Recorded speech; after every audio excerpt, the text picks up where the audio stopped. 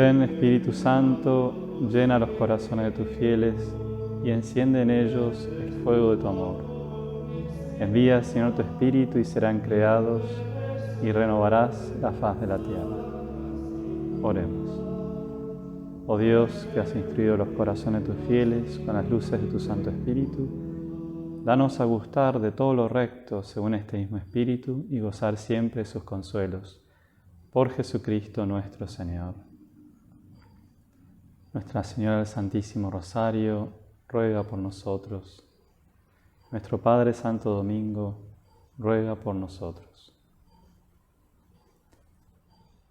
En esta tercer momento de este triduo, vamos a dedicarnos al carisma de la orden, vinculándolo con este aspecto de Pentecostés y de la Iglesia y de la Santísima Trinidad, que es el envío o la misión.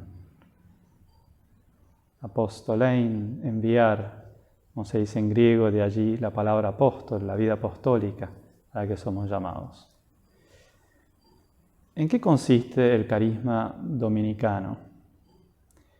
Parece un carisma muy obvio, general, algo que podría aplicarse a muchos carismas, algo casi banal, esto de transmitir lo contemplado a otros. Pero es tan general y banal. A Santa Catarina el Señor le revela que el carisma dado a Santo Domingo era la misma misión del Verbo.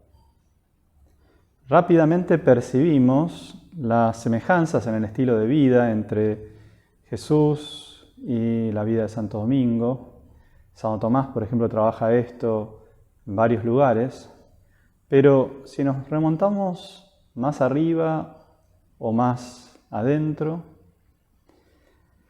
en Santo Domingo se percibe como una urgencia por predicar, por hablar de Dios, de Deo, y al mismo tiempo una constancia en el trato con el Señor, en hablar con Dios, cum Deo. Vemos esta urgencia en el episodio del posadero. Se queda toda la noche tratando con él.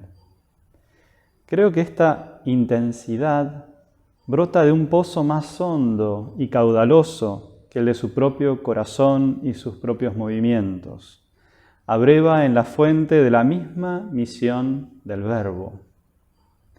Esto creo que es el don de Domingo, o el carisma que él recibe. El habérsele dado de beber de la fuente que es el envío del Verbo, ese Verbo que dice, he aquí que vengo para hacer, oh Dios, tu voluntad, como recoge la carta a los Hebreos, esa cita del Salmo 39, o también el Verbo que dice en Lucas, fuego he venido a traer a la tierra y ¿qué quiero? Sino que ya arda. Tengo que ser bautizado con un bautismo y qué ansias tengo hasta que se lleve a cabo. Otros, como Jeremías, también hablan de un fuego semejante.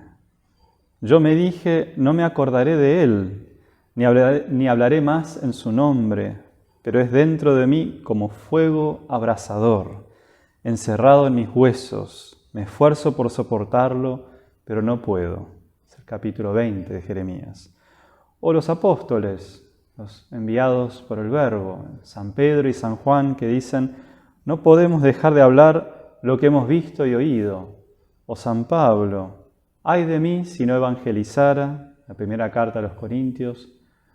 O esa frase de la segunda carta a los Corintios, el amor de Cristo nos apremia. En Santo Domingo no había simplemente un grandísimo gusto por la predicación o una fortísima convicción moral y espiritual de que era algo que debía hacerse. A Santo Domingo se le daba a beber de lo que hay en la Trinidad y que llega hasta nosotros cuando son enviadas las personas divinas. Santo Domingo es introducido en el mismo envío, en el mismo impulso del Verbo que viene a nosotros. El amor de Santo Domingo por la predicación brota entonces del amor que el mismo Verbo sostiene y que le da a gustar a Santo Domingo. Así dice Jesús al final de su oración sacerdotal, para que el amor con que tú me amaste esté en ellos y yo en ellos. La verdad no aparece como algo, sino como alguien. La verdad no aparece como algo que él, el predicador, porta, sino como algo que lo porta al predicador, que lo lleva. La verdad no aparece como algo que lo necesita para vivir y desarrollarse, sino como algo sumamente vivo que lo hace vivir a él. Quien tiene al Hijo de Dios tiene la vida, nos enseña San Juan en su primera carta.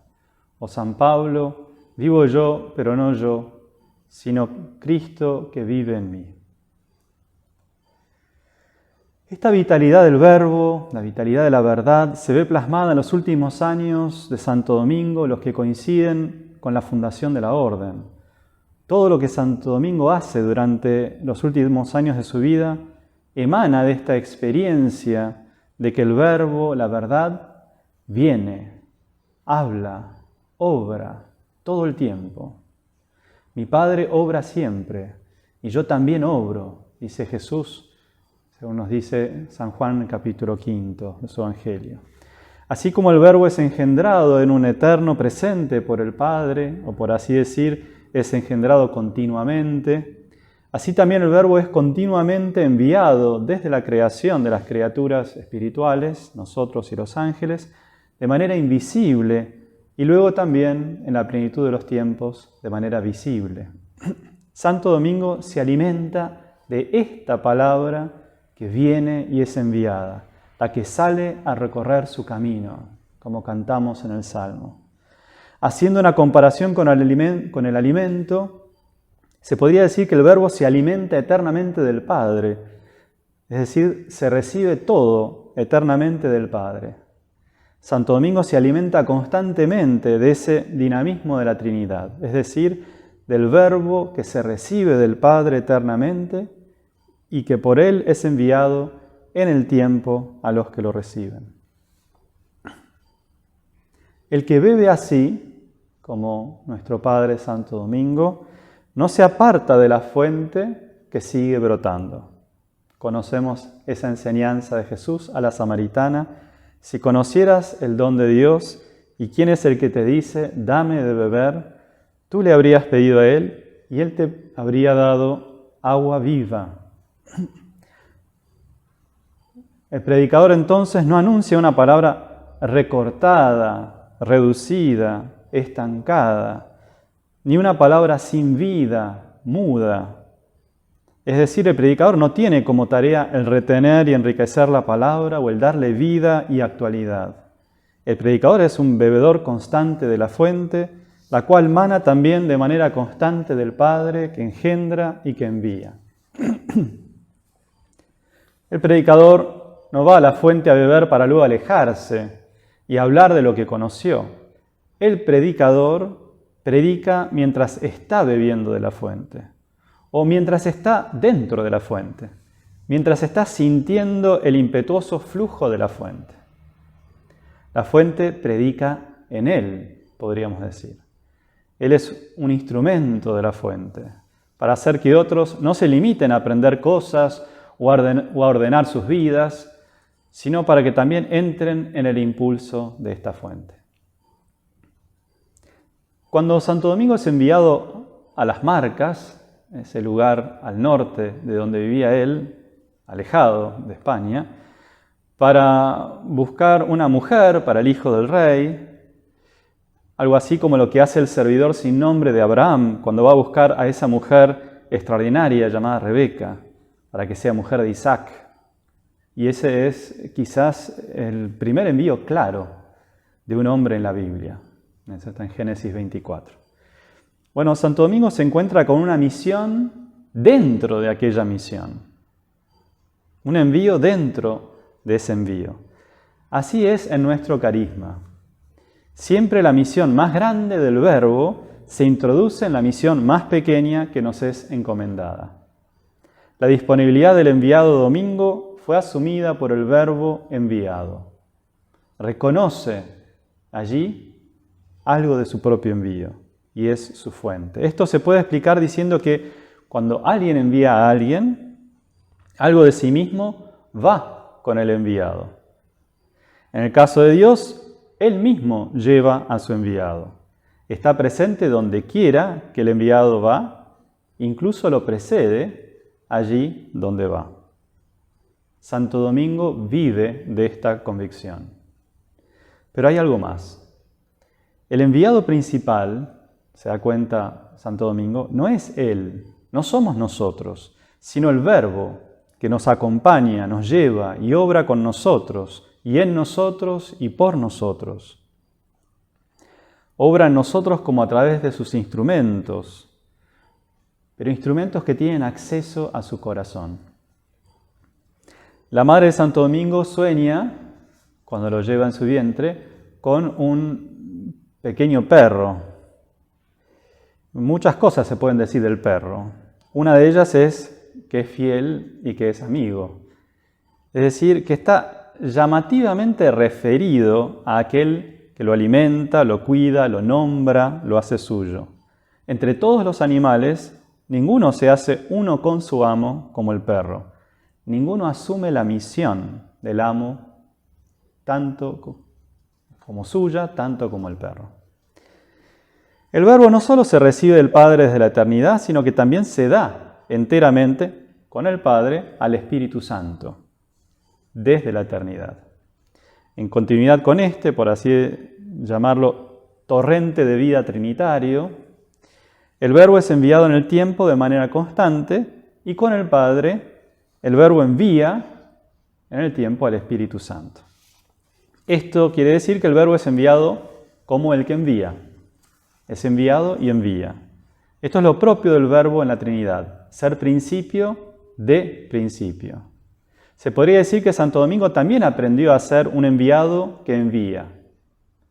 No solo bebió del envío del Verbo, sino que bebió del envío que el Verbo hace del Espíritu Santo. Al enviar, nosotros decimos dispersar a los primeros hermanos por la radicalidad de la acción, al enviar a los hermanos a los 4 puntos cardinales, es un instrumento del Verbo que envía. Es tal la unión con el Verbo que envía que dirá a sus hermanos que cuestionan su decisión: yo sé bien lo que hago. Esta frase suena al Jesús que conocemos en el Evangelio, sobre todo el de Juan. No parece una frase de un ser humano, no es una frase que Santo Domingo dice solo, la dice con el Verbo y como instrumento suyo. Como en el caso de Moisés, quizás el más grande de los enviados en el Antiguo Testamento, las palabras de Dios se vuelven palabras suyas, porque la misión del Verbo se vuelve misión suya. El enviar a otros desde dentro del envío del Verbo y del Espíritu Santo le lleva a Santo Domingo a amar la pobreza mendicante. Esta tiene un claro sentido apostólico, es decir, es para la misión. Para decirlo brevemente, se podría decir muchísimo sobre esto, ella se ordena a que los predicadores no se apoyen en sus bienes, en sus conexiones, en sus capacidades, sino a que confíen en el Verbo que envía. Para recapitular, Pedro Ferrando escribe que a Santo Domingo les legó 3 cosas a sus hermanos. Podríamos decir la descripción del envío que les hace. La cita es: sed caritativos, sed humildes, sed pobres. Todas estas cosas se entienden desde la misión del Verbo. El que bebe de ella recibe la caridad, porque el Verbo es con el Padre, de quien brota el Espíritu Santo. El que bebe de ella es humilde, porque sabe de dónde le viene la inmensa riqueza que tiene, y brota constantemente de la misión del Verbo y del Espíritu Santo. El que bebe de ella es pobre, porque sabe que no está solo, sino que su propia vida ha sido tomada por el Verbo. Te damos gracias, omnipotente Dios, por todos tus beneficios, a ti que vives y reinas por los siglos de los siglos. Amén.